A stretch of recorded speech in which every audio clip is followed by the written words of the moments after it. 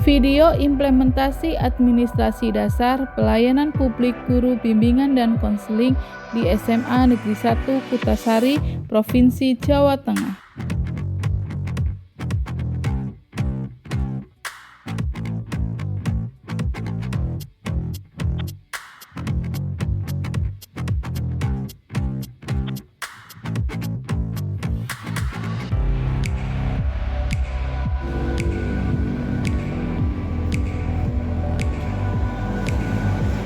Assalamualaikum warahmatullahi wabarakatuh. Perkenalkan, nama saya Arisatul Manfaati, peserta Diklat Administrasi Dasar Angkatan 12 tahun 2023.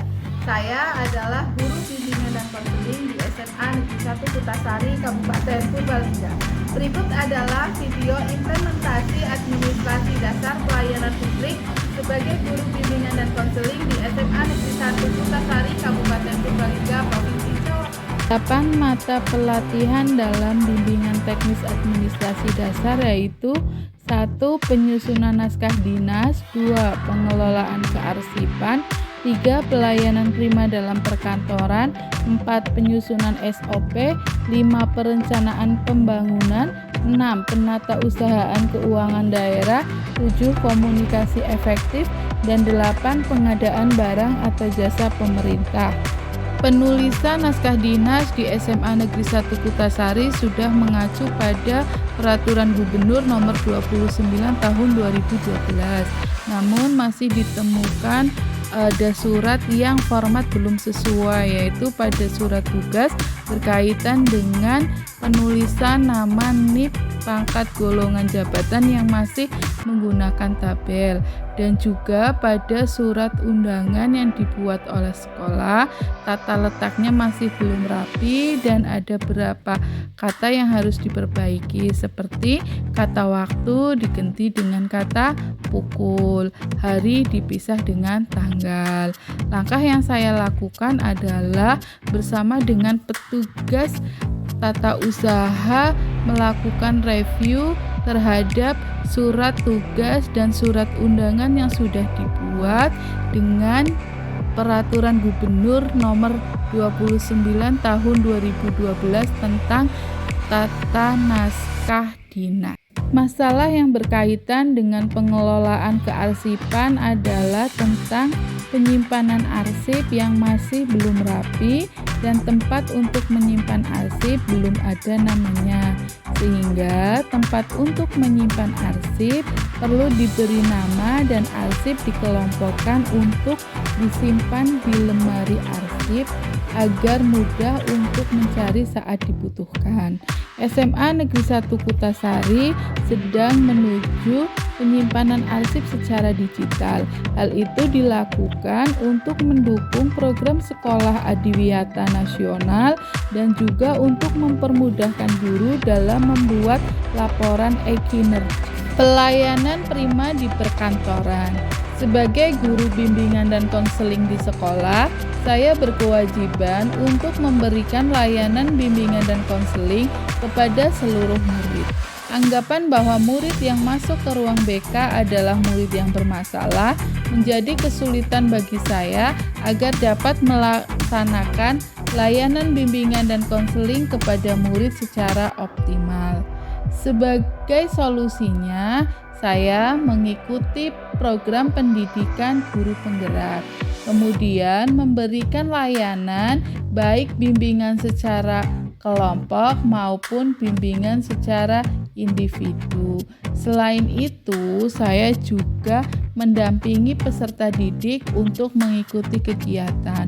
Contohnya, mengikuti kegiatan Raimuna Nasional. Penyusunan SOP. Sekolah belum memiliki SOP pencegahan tindakan kekerasan di sekolah. Saya sudah berkoordinasi dengan kepala sekolah dan wakakesiswaan terkait dengan draft SOP pencegahan tindakan kekerasan di sekolah. Selanjutnya akan disosialisasikan terlebih dahulu kepada guru dan murid untuk kemudian bisa disahkan oleh kepala sekolah dan digunakan di sekolah sebagai SOP pencegahan tindakan kekerasan di sekolah. Perencanaan pembangunan daerah. Program sekolah tertuang dalam RKJM, RKT, dan RKAS. Sekolah selalu melakukan review RKJM yang disesuaikan dengan hasil rapor pendidikan. Tim RKAS juga selalu mereview RKAS-nya rutin. Untuk program kerja yang tidak bisa dilaksanakan, maka akan dicari strateginya agar bisa untuk dilaksanakan. Contoh, di tim TPMPS, jika ada IHT yang tidak bisa mengundang narasumber dari luar karena masalah pembiayaan yang kurang, maka bisa dilakukan dengan memanfaatkan sumber daya manusia yang ada di sekolah untuk mengisi kegiatan IHAT. Penata usahaan keuangan daerah. Sumber dana sekolah berasal dari BOP dan POS. Tim RKAS senantiasa mereview RKAS agar semua kegiatan sekolah bisa berjalan dan bisa dilaksanakan dengan komunikasi efektif. Sebagai guru bimbingan dan konseling dalam melaksanakan tugasnya, tidak hanya berhubungan dengan murid di sekolah saja. Saya juga membutuhkan dukungan dari orang tua atau wali murid dalam membantu anak agar bisa keluar dari masalah yang dihadapi dan dapat mencapai tugas perkembangannya dengan baik. Solusi yang saya lakukan adalah dengan mengadakan kegiatan pertemuan dengan orang tua murid setiap 1 semester sekali. Orang tua murid yang kooperatif biasanya akan datang sendiri ke sekolah dan bertanya tentang perkembangan belajar anaknya di sekolah. Selain itu, saya juga kadang mengundang orang tua yang anaknya memiliki masalah dan kadang juga dilakukan kegiatan home visit sesuai dengan kebutuhan. Masalah yang berkaitan dengan pengadaan barang dan jasa pemerintah di sekolah adalah sekolah harus menggunakan aplikasi Siplah dalam proses belanja modal, barang, dan jasa. Sementara tidak semua rekanan mau bergabung dalam aplikasi Siplah. Sehingga jika ada rekanan yang tidak ada dalam Siplah, maka proses pembayaran tetap dilakukan secara non-tunai dengan cara transfer atau clearing.